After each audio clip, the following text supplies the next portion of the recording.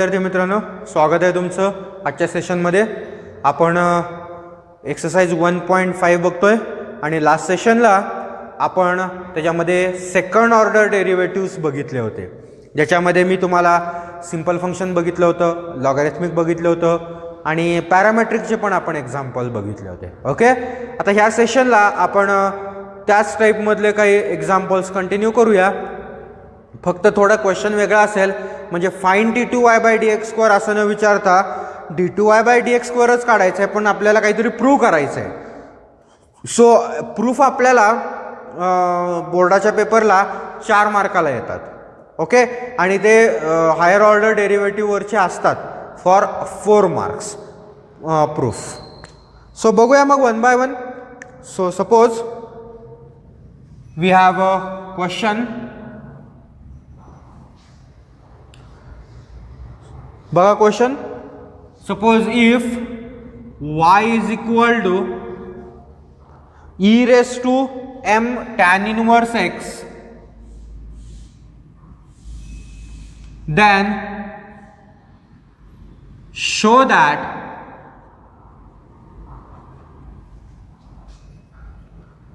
(1 + x² d2y/dx² plus 2x minus m dy/dx, 2x minus m dy/dx is equal to 0. असं आपल्याला prove करायचं. म्हणजे d2y/dx² काढावाच लागतोय ना. फक्त फाइंड d2y/dx² म्हणायच्या ऐवजी त्यांनी काय म्हटलेलं आहे, we have to prove something. म्हणजे प्रोसिजर आपली ऑलमोस्ट तशीच राहणार आहे, त्याच्यामध्ये काही चेंज नाही, फक्त काय काय आहेत थोडेफार चेंज बघूयात. So we have a proof. काय दिलेलं आहे त्यांनी, consider y is equal to e⁻m tan inverse x. I will call this as equation 1. Procedure बघा, प्रूफची प्रत्येक प्रूफची इथून पुढे मी घेणाऱ्या आउटलाईन सेम असेल. So differentiate with respect to x. Regular function आहे आपलं. सो dy/dx इज पहिल्यांदा ईचा derivative e⁻m tan inverse x d/dx of m tan inverse x.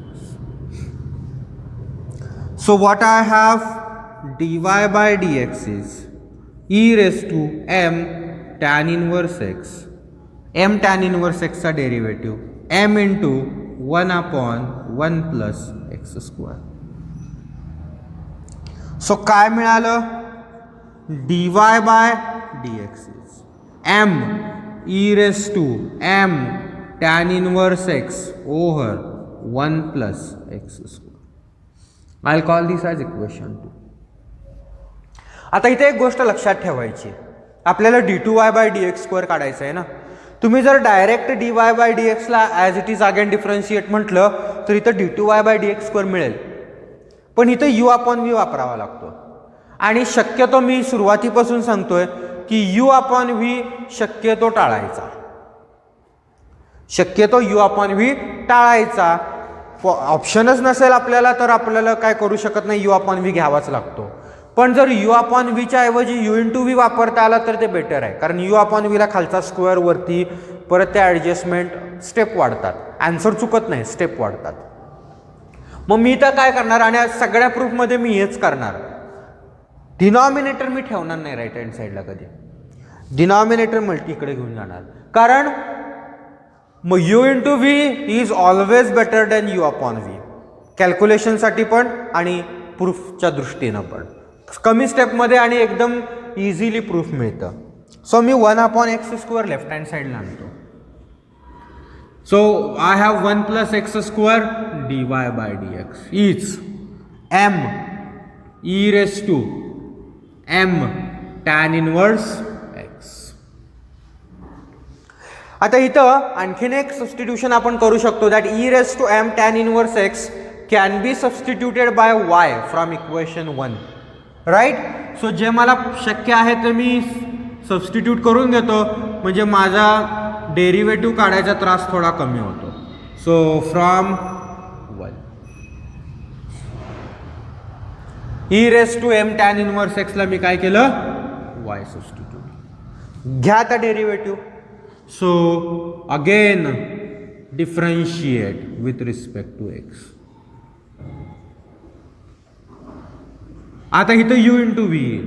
So I have u as it is, derivative of y plus dy by dx as it is, d by dx of 1 plus x square. तुम्हाला direct येत असेल direct घेऊन टाका, काय फरक पडत नाही. That is equal to m y चा डेरिव्हेटिव्ह dy बाय dx. आता बरेच जण dy by dx d2y by dx स्क्वेअरच्या ऐवजी y1 y2 असं वापरतात. चालेल, ओके, तुम्हाला जसं वापरायचं आहे तसं आपण वापरू शकतो, काय त्याच्यात टेन्शन घ्यायचं नाही. So 1 plus x square d2y by dx square plus 1 plus x स्क्वेअरचा derivative 2x dy by dx is m dy by dx. आपल्याला काय पाहिजे, सगळं लेफ्ट हँड साईडला पाहिजे, राईट हँड साईडला 0 आहे, घेऊन या इकडं.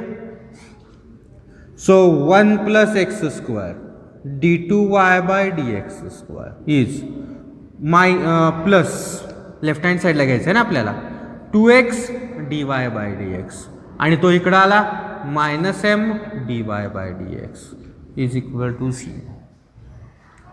dy बाय dx कॉमन घेता येते, त्यांनी जसं विचारलं तसं आपल्याला प्रूव्ह करावं लागतं ना. So 1 plus x square d2y by dx square is plus 2x minus m dy by dx is equal to, hence proof. 3 मार्कासाठी प्रूफ असेल. ओके, बघा इथंपर्यंत तुम्हाला dy बाय dx काढला 1 मार्क मिळेल. परत एकदा डिफरन्शिएट केलं आणि ते डिफरन्शिएशन बरोबर आलं 1 मार्क मिळेल. प्रूफ बरोबर आलं 1 मार्क. हे जर तुम्ही u अपॉन v काढत बसला असतं तर एवढ्या कमी स्टेपमध्ये आलं असतं का, नसतं आलं. तो परत 1 प्लस एक्स स्क्वेअरचा स्क्वेअर तिकडे गेला असता, इकडून कॉमन घ्यावा लागला असता, तो कॅन्सल करावा लागला असता. एवढे सगळे स्टेप आपल्या वाचल्या, कारण इकडे आपण मल्टिप्लाय केलं. म्हणून मी कायम सांगतो, आणि आता इथून पुढे जे मी प्रूफ घेणार आहे त्याच्यामध्ये मी तेच करणार आहे की मला जर शक्य असेल तर मी u हा इकडे घेणार, शक्यच नसेल मध्ये इथं आता प्लस साईन आलं आणि दुसरं फंक्शन आलं, डिनॉमिनेटर सेमच नाही आहे, तरीसुद्धा मी डिनॉमिनेटर सेम करून घेणार. पण ऑप्शनच नसेल तर मग मात्र u अपॉन v घेणार, त्याला काय पर्याय नाही. पण 99.99% केसेसमध्ये आपल्याला ऑप्शन मिळतो, तो शोधावा लागतो. आपण आपले कष्ट कमी करायचे, आपण आपल्या स्टेप्स कमी करायच्या, वेळ कमी होतो, आन्सर इझिली मिळतो. ओके, ठीक आहे. बघा अशा स्टेप्स आणखीन काही घेऊया. Suppose I want to proof that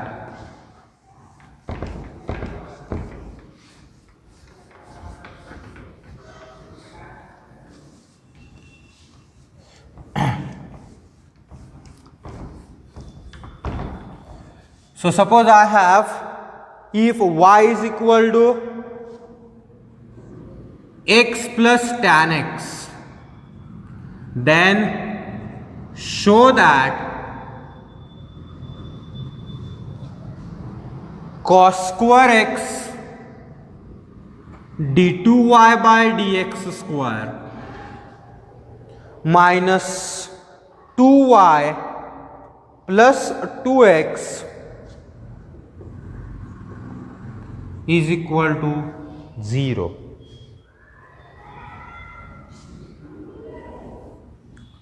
So we have a proof.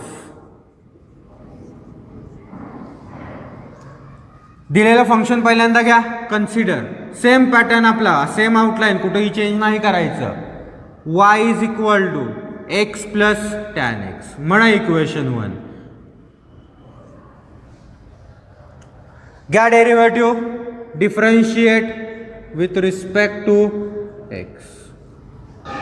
So what I have, dy by dx is x चा डेरिव्हेटिव्ह 1, tan चा derivative sec square x. Okay, आता याचा परत डेरिव्हेटिव्ह काढता येईल. काही इश्यू नाही आहे, पण सेक स्क्वेअर एक्सचा डेरिव्हेटिव्हला थोडा प्रॉब्लेम येईल, कारण ते 2 सेक एक्स इंटू त्यानंतर सेक एक्स टॅन एक्स घ्यावं लागेल. मला कॉस स्क्वेअर एक्स पाहिजे, प्रूफकडे नजर ठेवायची. सेक स्क्वेअरला 1 कॉस स्क्वेअर लिहिता येईल ना, शक्य तेवढं सोपं करायचा प्रयत्न करू. So dy by dx is 1 + 1 cos square x. Denominator same करून घ्या. So dy by dx is 1 + cos square x over cos square x. Cos square x इकडे घेऊन या.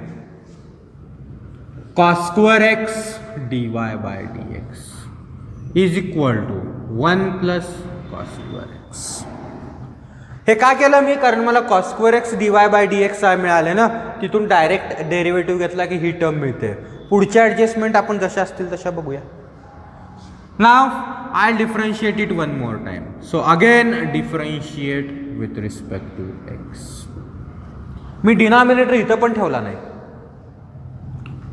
So first function as it is derivative of second function plus second function as it is derivative of first function is equal to 1चा derivative 0 plus cos स्क्वेअरचा derivative पहिल्यांदा स्क्वेअरचा 2 cos x आणि त्यानंतर कॉसचा minus sine x.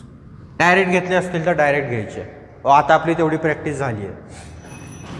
So I have cos square x d2y by dx square plus dy by dx into 2 cos x, cos स्क्वेअरचा derivative घेतोय मी, 2 cos x into minus sine x is equal to -2 sine x cos x.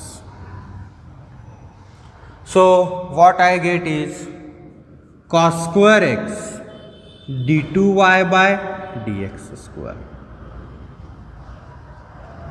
-2 sine x cos x dy by dx is equal to -2 sine x cos x.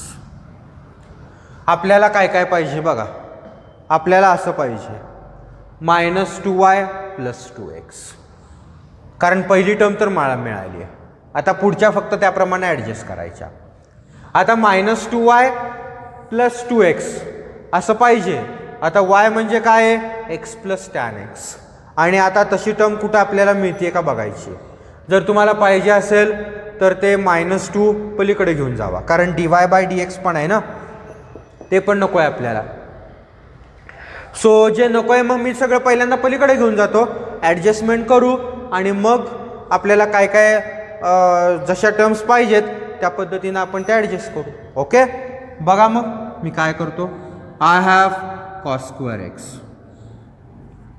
d2y by dx square is equal to -2 sine x cos x dy by dx पलीकडे गेलं. काय झालं, already -2 sine x cos x पलीकडं आहेच, हा minus पलीकडे गेला 2 sine x cos x into dy by dx. Common काय निघतंय, 2 sine x cos x. So cos square x d2y by dx square is equal to. So if I take 2 sine x cos x common, आपल्याला काय मिळेल, इथं -1 आणि इथं dy by dx. So in the bracket I have dy by dx -1. आता dy by dx -1 हिथून मिळेल, कारण मला dy बाय dx पण नको आहे ना प्रूफमध्ये. मग dy बाय dx हा 1 इकडे गेल्यानंतर -1 होईल ना. मी याला इक्वेशन 2 म्हणतो. ज्याच्यावरनं जे आपण लिहितो त्याला बिंदास्त इक्वेशन म्हणायचं, इक्वेशन लिहायला घाबरायचं नाही. Okay, so dy by dx -1 काय आलं, 1 cos square. So I have cos square x d2y by dx square is equal to 2 sine x cos x into 1 cos square x from 2. Reason मात्र लिहिणं must आहे बरं का, reason लिहिले पाहिजेतच, कारण रिझन शिवाय काहीच चालत नाही. सो काय काय कॅन्सल होईल, एक कॉसला एक कॉस कॅन्सल. सो काय आलं, cos square x. So that implies cos square x d2y by dx square is equal to 2 sin x upon cos x.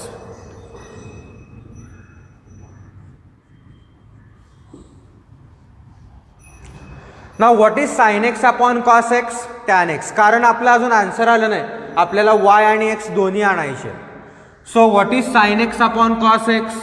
tan x. So cos square x d2y by dx square is 2 tan x. tan x पण नको आहे, पण tan x ची value equation 1 वरून काढता येईल. काय येईल, y minus x. So I have cos square x, that implies cos square x d2y by dx square is 2 into bracket y minus x. Reason from 1. मी आता इकडे लिहितो, मग बघा आपलं प्रूफ आलं का. सो व्हॉट आय हॅव, तिकडून मी इकडे कंटिन्यू करतोय.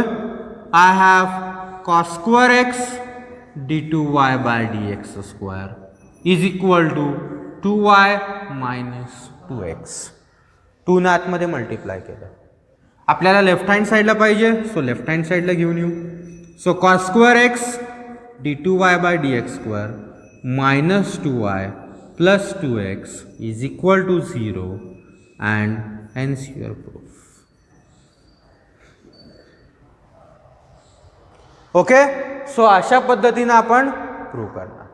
म्हणजे थोडीफार ॲडजस्टमेंट आहे, नाही असं नाही आहे. इथं मला बऱ्याच ॲडजस्टमेंट्स कराव्या लागल्या. काही इक्वेशन 1 वरून आणलं, काही इक्वेशन 2 वरून आणलं, पण ते आणाव्या लागतात, त्याला काय पर्याय नाही. कारण ज्यावेळेस आपण डेरिव्हेटिव्ह काढतो ना, डेरिव्हेटिव्ह काढला की नुसतं d2y बाय dx स्क्वेअर काढून ठेवायचं नाही आहे, तर प्रूव्ह पण करायचं आहे. त्यामुळे त्या पद्धतीने आपल्याला ॲडजस्टमेंट्स कराव्या लागतात, हरकत नाही.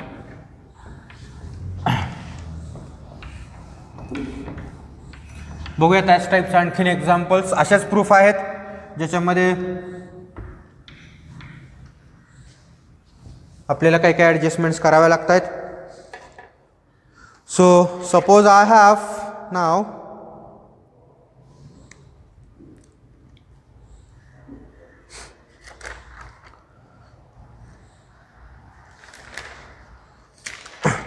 see if sec inverse 7x cube minus 5y cube over 7x cube plus 5y cube is equal to m, then show that d2y by dx square is 0.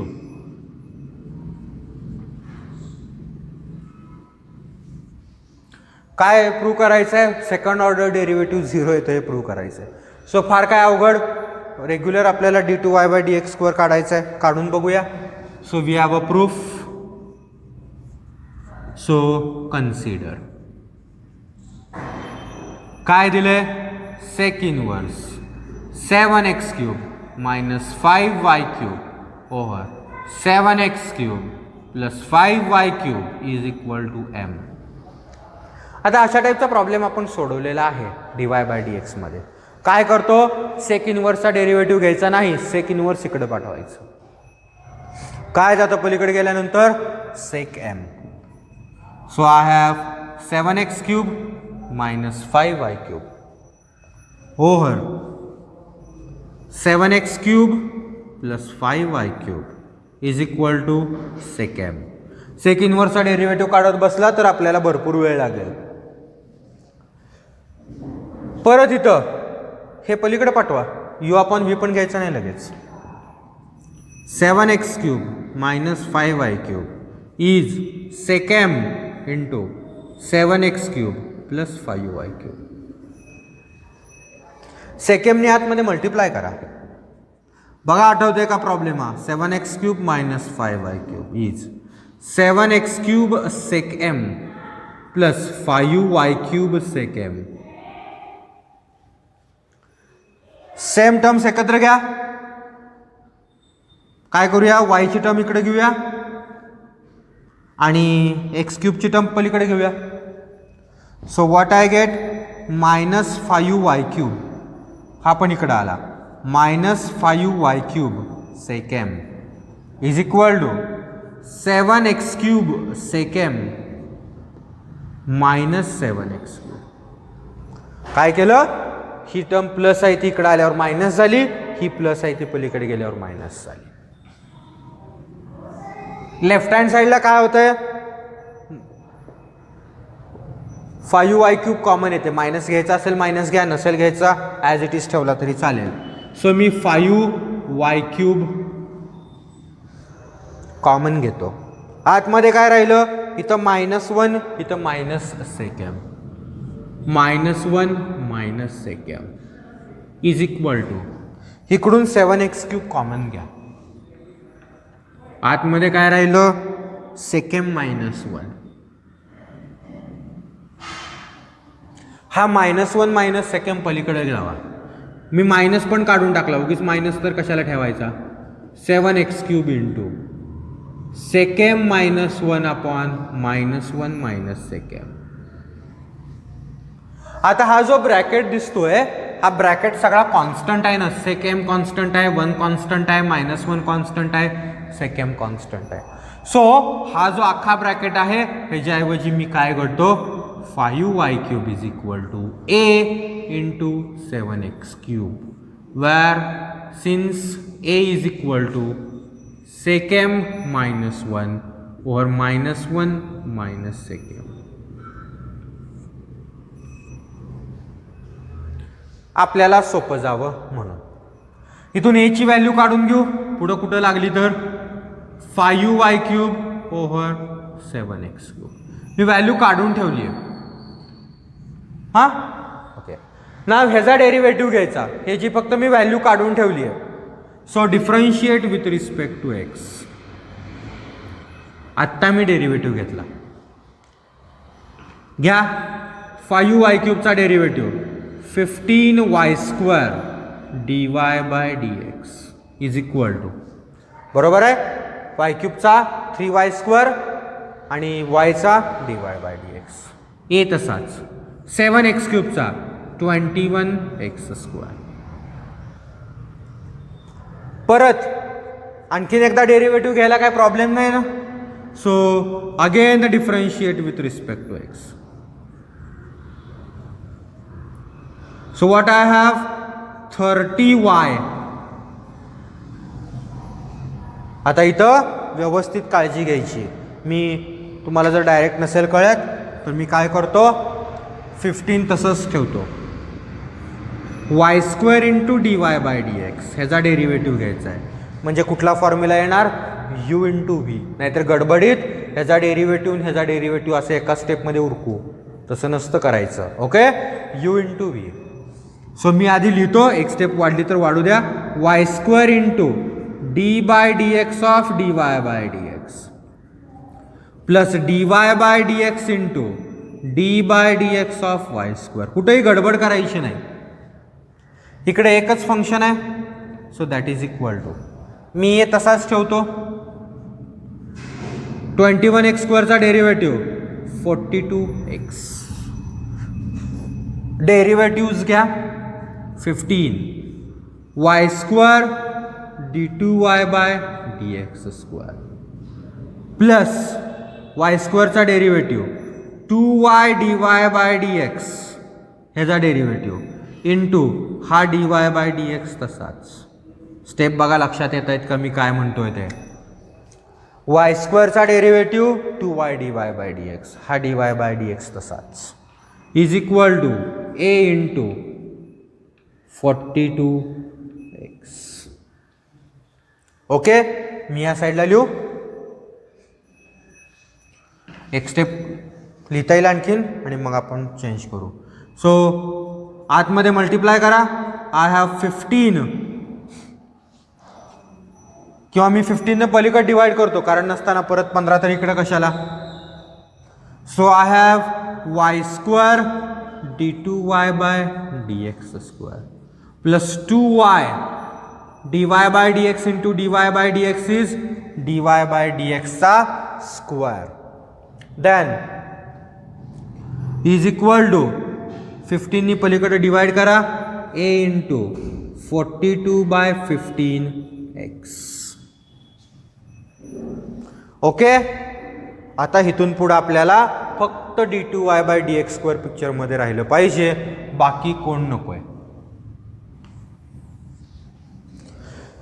मग a ची व्हॅल्यू काय आहे आपल्याकडं, मी तर ऑलरेडी काढून ठेवली आहे तुमच्यासाठी.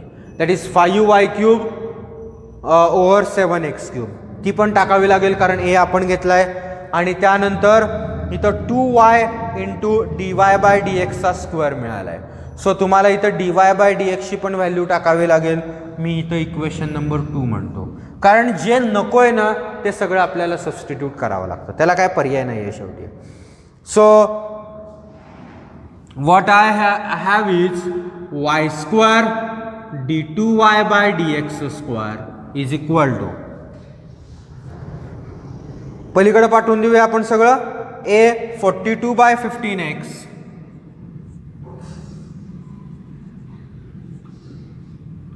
Minus 2y dy by dx चा स्क्वेअर. ओके, आता काय झालं तिकडं, हा मी प्लस पलीकडे घेऊन गेलो. Okay, so what I have is y square d2y by dx square is equal to a into 42x by 15 minus 2y. आता dy बाय dx ची मी इथून व्हॅल्यू टाकणार. कुठून, इथून काय आलं, हा 15y स्क्वेअर इकडे गेला. So I have a into 21x square over 15y square ब्रॅकेटचा स्क्वेअर. ओके, कारण आपल्याला dy बाय dx चा स्क्वेअर आहे. Reason from 2. आता a च्या व्हॅल्यूज टाकून देऊ आपण आणि म्हणजे कॅल्क्युलेशन्स आपल्याला व्यवस्थित करता येतील. सो a च्या व्हॅल्यूज आपल्या काय आहेत बघा, मी त्या a च्या व्हॅल्यूज टाकून देतो. So I have y square d2y by dx square is equal to a ची व्हॅल्यू इक्वेशन 1 वरून 5y cube by 7x cube. So 5y cube by 7x cube 42x by 15 minus 2y into, इथं पण a ची व्हॅल्यू substitute करा 5y cube by 7x cube into 21x square by 15y square ब्रॅकेटचा square. Reason from 1. आता मी इकडे लिहितो. So I have y square d2y by dx. So I have y square d2y by dx square is equal to, काय काय cancel होते बघा इथं, एक एक्सला एक एक्स कॅन्सल, बाकी काय कॅन्सल व्हायचा प्रश्नच नाही. So 42 into 5y cube. So I have 42 into 5y cube divided by 15 into 7x square minus 2y into bracket, इथं व्यवस्थित कॅन्सल करा. वाय स्क्वेअरला वाय स्क्वेअर कॅन्सल, एक्स स्क्वेअरला x square cancel. 21 into 5y over, इथं काय आलं 15 into 7x ब्रॅकेटचा square, हे मात्र विसरायचं नाही. So what is y square d2y by dx square, calculation करताय. I have 210y cube over 15 into 7 105x² minus 2y into, इथं काय होतं बघा, 21 इंटू 5 डिवायडेड बाय 15 इंटू 7 भाग जातोय, इथं 3 इथं 5, सो 3y अपॉन 5x ब्रॅकेटचा स्क्वेअर. स्क्वेअर करून घ्या आणि कॅल्क्युलेशन करून घ्या. y² d2y by dx² is 210y³ 105x² minus 2y into 9y² 25x².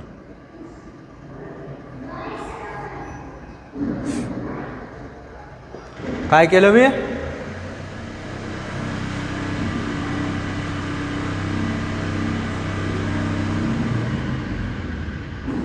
इथं भाग घालवला, 3चा भाग लागला, इथं पण 3चा भाग लागला. त्यानंतर I have 5 21 into 5y divided by 15 into 7x. So तो भाग कसा लागला बघा, 5 आणि 15 3चा, 7 इंटू 23चा आणि परत 3ला 3 cancel. So I have 9x², जो भाग लागेल तो. So I have y² d2y by dx² is, इथं काय आलं, इथं पण भाग जाईल जेवढा शक्य आहे तिथं आपण भाग घालून घेऊ. So I have 105 into 2 is 210. So इथं 2चा भाग लागेल. So 2y³ over x² minus 9 get cancel 2y³ over x². भागाकार आहे फक्त, this and this will get cancel.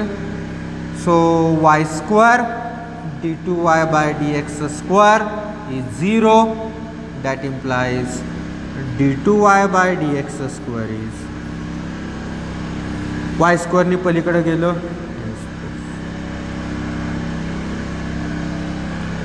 थोडं लेंदी होतं, हरकत नाही. शेवटी कसं असतं, आपण ज्या मेथडनी प्रूफ सुरू करतो त्याच मेथडनी तुम्हाला ते कंप्लीट करावं लागतं. आणि मी सुरुवातीला पण सांगितलं की एका प्रूफच्या एकापेक्षा जास्त मेथड्स आहेत. कदाचित आपल्याला एकदम आठवलं तर ती मेथड सोपी असेल, अवघड असेल, लेंदी असेल, असं होऊ शकतं. इथं मी काय केलं, आपण ज्या पद्धतीनं इन्व्हर्स ट्रिग्नॉमेट्रीमध्ये प्रॉब्लेम सोडवून प्रूफ काढले होते त्या पद्धतीने मी गेलो.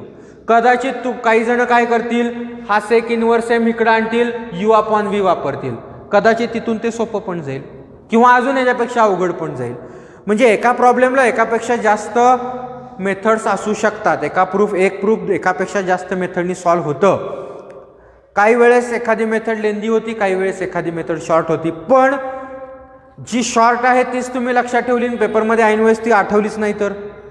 म्हणून मी कायम सांगत असतो की मेथड तीच ठेवा, आउटलाईन तीच ठेवा. कदाचित तुम्हाला एका वेळेस थोडं लेंदी होईल, एका वेळेस थोडं शॉर्ट होईल, पण आन्सर चुकणार नाही. आपण इथं बघितलं, कदाचित ही मेथड तुम्हाला थोडी लेंदी वाटेल, पण तुम्हाला हीच मेथड मी ह्याच्या आधी वापरली आहे, तीच मेथड आत्ता वापरली, म्हणजे मी मेथड कुठं बदललेली नाही. ओके, त्यामुळे मी एकदा एक प्रॉब्लेम एका मेथडनी सोडवला की त्याच मेथडनी कंटिन्यू करणार. मग मला दुसऱ्या मेथडनी कदाचित त्याच्यापेक्षा सोपे जरी आले तरी ती मला आठवली पाहिजे ना, हे फार महत्त्वाचं आहे. सोडवून देणं सोपं असतं पण ते पेपरमध्ये आठवणं अवघड असतं. म्हणून मेथड कॉन्स्टंट ठेवा, मेथड बदलू नका. ज्या पद्धतीनं तुम्ही हाच प्रॉब्लेम मी इन्व्हर्समध्ये पण दिलाय सोडवून, सेम दिलाय, काही चेंज नाही, हेच मानलं होतं, पुढं प्रूफ तसंच केलं. मी तीच मेथड पुढं केली. थोडं लेंदी झालं तर हरकत नाही, काही इश्यू येत नाही. ओके, सो आय होप समजलं असावं, काही इश्यू नसावा. ओके, सो आजच्या सेशनला थांबूया आपण इथं. नेक्स्ट सेशनला अशाच टाईपचे आणखीन प्रूफ आपण काही कंटिन्यू करू, त्यावेळेस आणखीन काय बघू, पण मेथड मात्र माझ्या त्याच राहते. ओके, सो आज थांबूयात आपण इथं. थँक्यू.